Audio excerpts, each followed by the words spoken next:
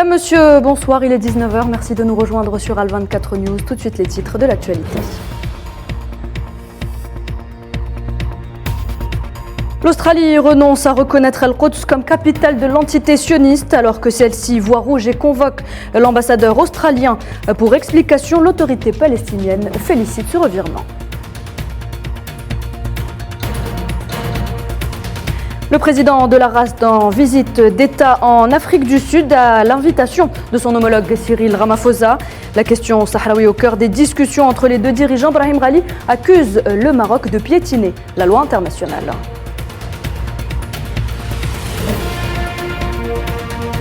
La situation devient incontrôlable en Éthiopie. L'ONU s'inquiète et appelle toutes les parties en conflit à immédiatement arrêter les hostilités. Et puis une nouvelle grève interprofessionnelle secoue la France. Plusieurs secteurs sont concernés. Revendication première, la hausse des salaires. Cet après-midi, plusieurs échauffourées ont éclaté dans la capitale entre casseurs et forces de l'ordre.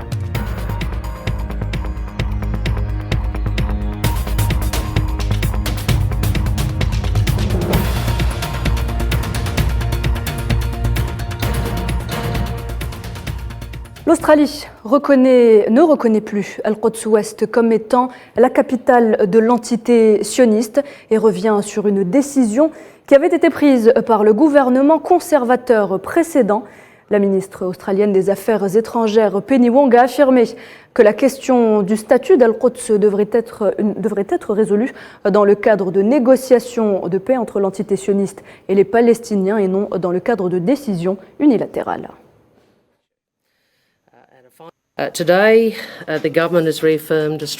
Aujourd'hui, le gouvernement a réaffirmé la position antérieure et de longue date de l'Australie, selon laquelle Jérusalem est une question de statut final et une question de statut qui devrait être résolue dans le cadre de toute négociation de paix entre les Israéliens et les Palestiniens.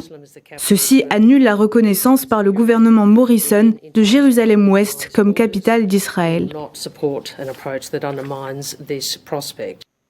Alors cette décision n'a pas tardé à susciter de vives réactions, notamment celle de l'entité sioniste. L'entité sioniste voit rouge et convoque d'urgence l'ambassadeur australien pour des explications. L'autorité palestinienne, quant à elle, félicite ce revirement.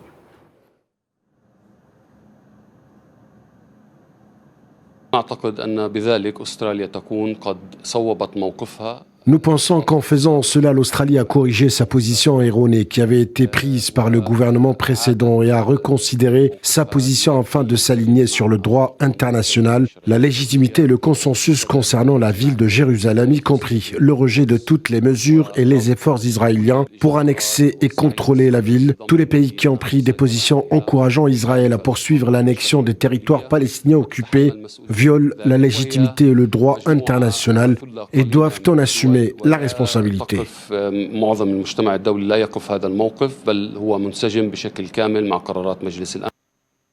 Dans l'actualité également, le président de la RASD, secrétaire général du Front Polisario, Brahim Ghali, est arrivé hier soir à Pretoria dans le cadre d'une visite d'État en Afrique du Sud à l'invitation de son homologue Cyril Ramaphosa. Le président sahraoui a été reçu ce matin par son homologue sud-africain et au centre des discussions, les relations bilatérales, les questions d'intérêt commun, mais aussi les derniers développements de la question sahraoui.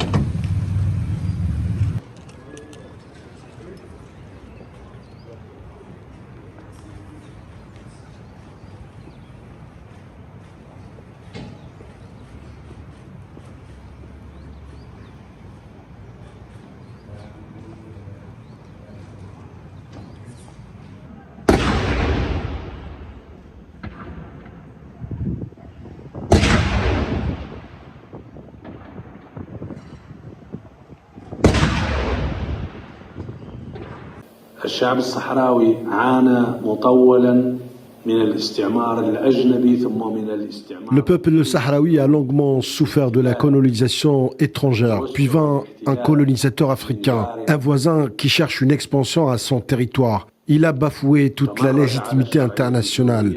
Il a piétiné les lois internationales et il continue toujours.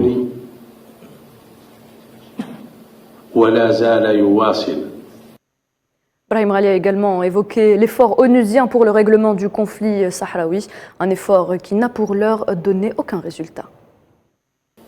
هناك مجهود أممي لم يثمر حتى الآن. Il y a un effort onusien qui n'a pour l'heure donné aucun résultat.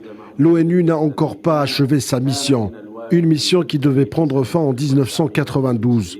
Le Maroc, qui empêche le dénouement avec la complicité d'autres partis, a fait que le peuple sahraoui continue de souffrir. Ce peuple qui était censé être aujourd'hui libre et autonome sur l'ensemble de son territoire national.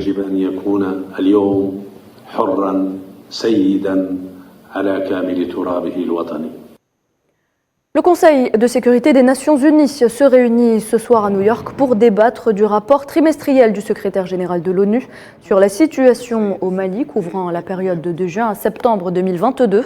Cette réunion intervient au lendemain d'un attentat contre des casques bleus qui a coûté la vie à 3 soldats de la paix tchadiens et blessé 3 autres dans la région de Kidal, un attentat fermement condamné par le Conseil de sécurité.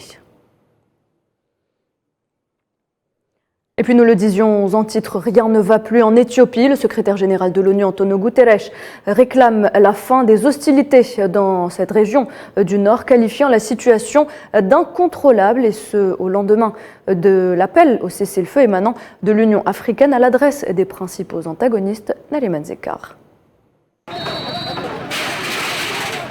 Une situation préoccupante dans un pays plus que divisé, où la violence et la destruction atteignent des niveaux inquiétants. Les Nations Unies tirent la sonnette d'alarme. Antonio Guterres, secrétaire général de l'ONU, qualifie d'incontrôlable le conflit qui déchire l'Éthiopie depuis la fin 2020 et qui s'intensifie de jour en jour. Il n'y a pas de solution militaire. Les civils paient un prix terrible. Les attaques indiscriminées, y compris dans des zones résidentielles, tuent plus de personnes chaque jour, endommagent des infrastructures et limitent l'accès aux services vitaux. Les Nations Unies sont prêtes à soutenir l'Union africaine de quelque façon que ce soit afin de mettre fin à ce cauchemar pour le peuple éthiopien. Il faut que les pourparlers redémarrent de façon urgente en vue d'une solution politique efficace et durable. Face à cette situation instable, l'Union africaine avait appelé dimanche dernier à un cessez-le-feu immédiat au Tigré. En réponse, les rebelles du Front de libération du peuple du Tigré se sont dit prêts à respecter une cessation des hostilités. L'exécutif du Premier ministre Abiy Ahmed et les autorités tigréennes avaient accepté une invitation de l'Union africaine pour des pourparlers de paix. Néanmoins, les négociations qui devaient commencer le week-end dernier en Afrique du Sud n'ont pas eu lieu. Une situation humanitaire catastrophique dans la région en raison des affrontements. L'aide humanitaire vers le Tigré est suspendue depuis 7 semaines. Antonio Guterres avait aussi appelé toutes les parties à permettre le passage des convois humanitaires et à une reprise urgente des discussions. Ces sévères restrictions à l'accès humanitaire ont laissé plus de 90% de la population avec un besoin urgent d'assistance. Il existe un important risque d'escalade dans le pays. Le haut-commissaire aux droits de l'homme de l'ONU, Volker Turk, a mis en garde contre l'impact dévastateur de la poursuite des hostilités sur les civils en Éthiopie. Il appelle toutes les parties à cesser immédiatement les hostilités et à œuvrer en faveur d'une solution pacifique et durable. Le haut-commissaire aux droits de l'homme est profondément troublé par le risque important d'escalade compte tenu de la mobilisation massive de soldats et de combattants par les différentes parties au conflit. Volker Turk appelle toutes les parties au conflit à cesser immédiatement toutes les hostilités et à œuvrer en faveur d'une solution pacifique et durable. Mardi mouvementé, en France, une nouvelle mobilisation interprofessionnelle secoue le pays. Fonction publique, énergie, transport public routier, agroalimentaire ou encore commerce, pour ne citer que cela. De nombreux secteurs du public comme du privé sont en débrayage. Ils réclament une hausse des salaires et l'arrêt des réquisitions de grévistes dans les raffineries.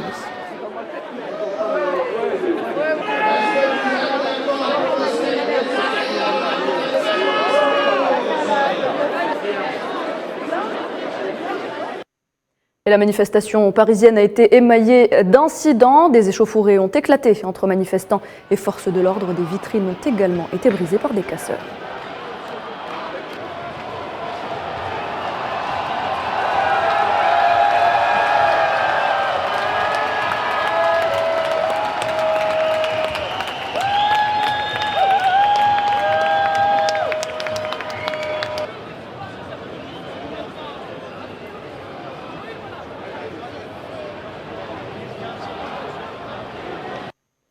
On reste en Europe, l'Allemagne prête à défendre ses alliés. La chef de la diplomatie allemande l'a assuré lors d'un discours prononcé pendant un forum de politique étrangère à Berlin, affirmant que son pays est là pour protéger les intérêts de sécurité des pays baltes et de l'Europe de l'Est.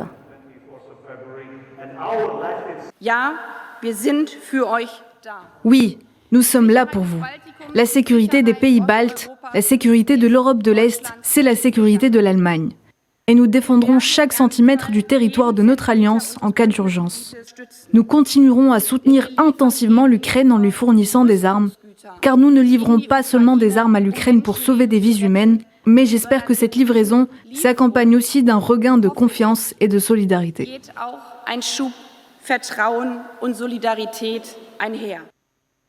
Au Venezuela, un glissement de terrain causé par de fortes pluies a provoqué la mort de 3 personnes dans le nord du pays. Un glissement de terrain qui survient à peine une semaine après un incident similaire ayant fait plus de 50 victimes.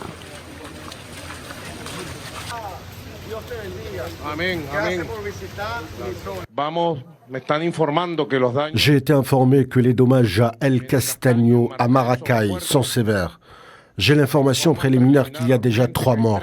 C'était aussi une coulée de boue qui venait des montagnes. Pour l'instant, 54 morts ont été retrouvés, qui ont été identifiés et remis à leurs familles. Mes condoléances vont à tous les proches et à tous les habitants. Le nombre de personnes portées disparues a été rapporté. On m'a dit qu'il était de 8. C'est correct, complètement confirmé. Nous cherchons toujours. Le stade de football indonésien où plus de 130 personnes sont mortes lors d'une bousculade début octobre sera démoli et reconstruit. Il s'agit d'une décision prise par le président du pays. Le nouveau stade sera conforme aux normes de la FIFA et doté de bonnes installations. C'est ce qu'a affirmé le président.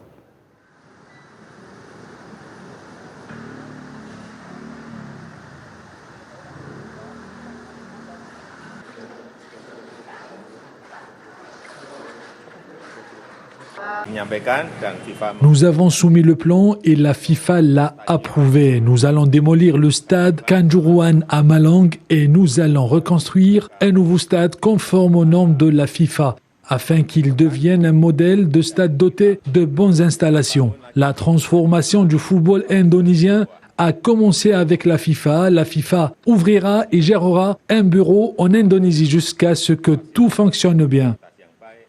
Et à propos de football, nous sommes à pratiquement un mois de la Coupe du Monde prévue au Qatar. À l'approche de ce rendez-vous sportif, une centrale solaire qui s'étend sur 10 km² et disposant d'une capacité de 800 MW a été inaugurée aujourd'hui par l'émir du Qatar, Sheikh Tamim Ben Hamad Al Thani. Cette centrale vise à couvrir 10% de la consommation du pays en électricité.